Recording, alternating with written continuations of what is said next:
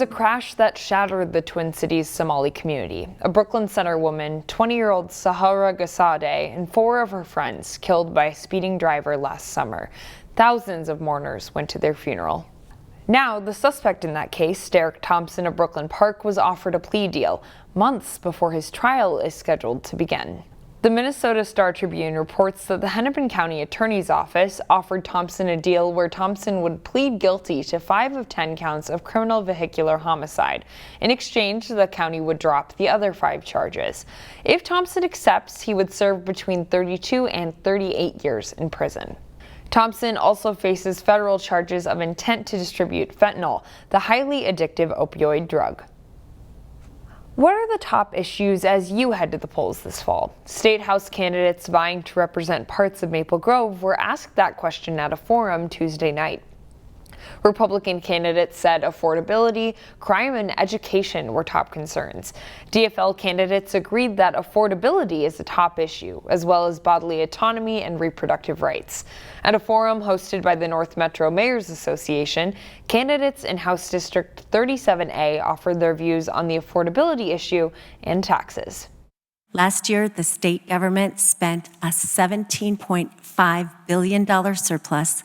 They raised taxes $11 billion on top of it, and Minnesotans just can't afford it. They grew government 40% over 2 years. It's completely unsustainable, and we are now looking at deficits. So Minnesotans need us to get our fiscal house in order. Minnesota does have higher taxes than some other states, but we also get a lot of services in exchange for that. So when you compare the taxes for the benefits, I think that the services that we provide are worthwhile. And I would like to see addressing the affordability issue through providing access to affordable housing. We have a concern with that in Maple Grove specifically. Candidates in House District 37B, Kristen Bonner and John Bristol, were also part of that forum.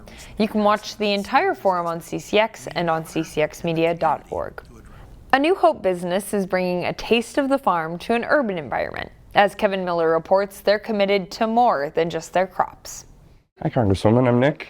Nick, nice to meet you. For R&R cultivation, it's a good day for a tour. I bore people all the time with having to talk about mushrooms. My wife is like, yeah, no more, please. So anytime someone's like, hey, I'd like to talk about mushrooms, I tend to jump at it. I'll just grab one of these and bring it out to you. They walked Representative Ilhan Omar through the business on Wednesday. So we're a vertically integrated farm, which means we do everything from our own lab work all the way to growing and distributing mushrooms. So we do everything top to bottom all the way through. It's a high-profile visit, but the owner says most people aren't sure where to find them. Where? That's the first thing everyone says. It's like, where is it? It's in a big warehouse in the middle of the city.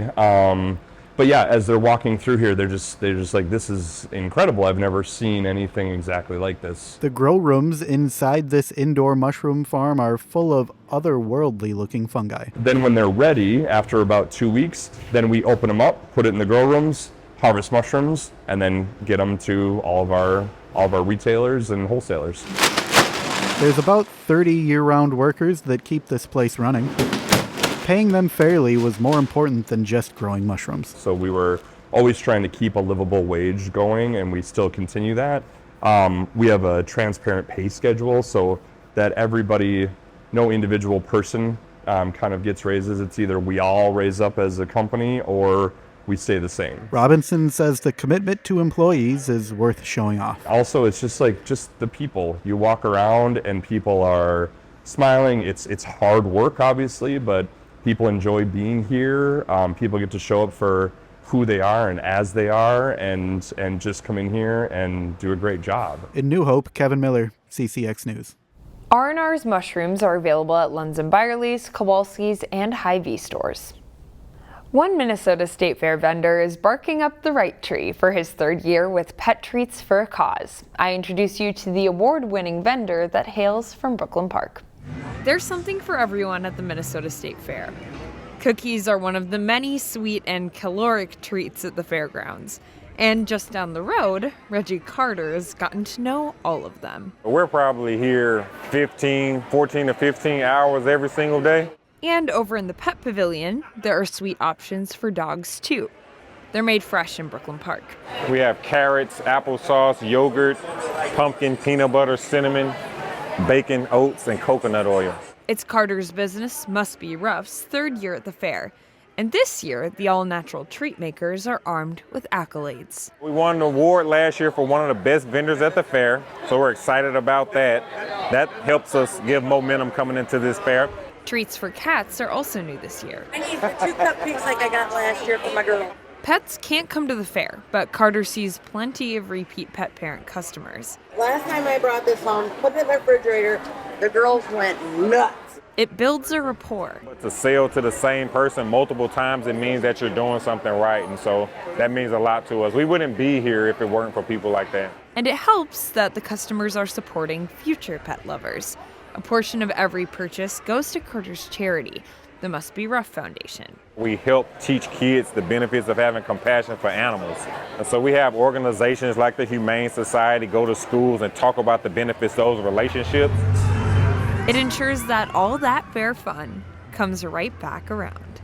You can find Must Be Rough in the Pet Pavilion at the State Fair. Carter says they'll be there every day.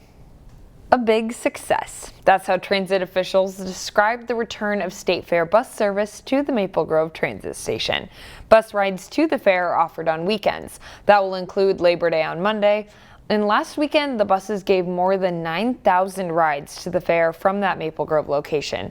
The cost per round trip is $6.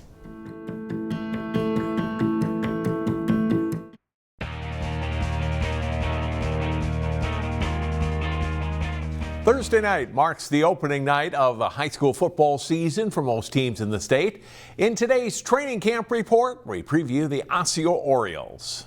The Osseo football team played a lot of sophomores in 2023. They're part of a group that took their lumps on the field, finishing 0-9. But those players are now juniors, a year older, a year stronger, and featuring some talent, should be able to compete this fall. That junior class is really driving and pushing the program, and I think it's helping the senior class to settle in a little bit and take on their roles and be playmakers and just kind of be lead by example guys. But we've been happy with the pace and the efficiency, and really happy with the work the guys are putting in. It sure is tough to play as a sophomore against varsity competition. So now that I'm a little older, it feels like the game slows down a little bit, and I feel like that's the case for all of our juniors. Among the many starters who return for Osseo are running back Omar Knighton, tight end Grant Boson, lineman Trey Odogwe, and Corbin Weber. On defense, look for linebackers Dominic Jones, Braylon Eidsvug, and Philip Say, plus safeties Gary Holloway and Ethan Witcher. It's a challenging opener for Osseo, with the Orioles hosting top 5 preseason power and rival Maple Grove. Defending state champion Centennial visits in Week 5. But the Orioles believe tests like that will make them better in the long run. To me, it's really just football. I think if we all do our roles, plays our role, and like do our keys and stuff, I think we'll be fine, you know. I think if everyone does a job and stays together and trusts each other, you know, I think we have a very good chance to compete. Last year, Wayzata and Edina girls soccer faced off in the Class 3A state championship, with the Hornets winning 2-1. The Trojans are looking to get even in an early season state showdown Tuesday. Chaz Moots has the highlights. Wayzata comes into the 2024 season preseason ranked number 1 in the state in Class 3A. Edina not far behind, ranked 7th. Just 3 minutes into the match, corner from Tenley Sendin, good contact. Sarah Hyde with the header. It goes off Ainsley Graves' foot and trickles in for the goal. Hyde puts the Trojans up 1-0. 16th minute, Lou Ruffian on the run, in stride, good hit, ball floats in, top shelf, high degree of difficulty for the equalizer, but Ruffian gets it done. 1-1 the score at halftime. Second half, Ruffian on the attack again offensively. Her shot is blocked. Avery Cooper gathers and shoots. Carolyn Voss kicks it away, but it goes off the keeper, Sophie Alvarez, and in the net. Bad break for Wayzata. The Hornets go in front 2-1. Final minute of the second half, Trojans looking for an equalizer. Sending with a nice chip. Lauren Craig almost ties it up with a header. It goes wide right. Edina holds on to beat Wayzata 2-1. In Plymouth, Chaz Moots, CCX Sports. The Breck and Heritage Christian Academy girls soccer teams met in section play last season. They faced off in an early season matchup Tuesday. Jay Wilcox has highlights. Brack at home to host Heritage Christian Academy in girls soccer. Both teams 1-1 coming in.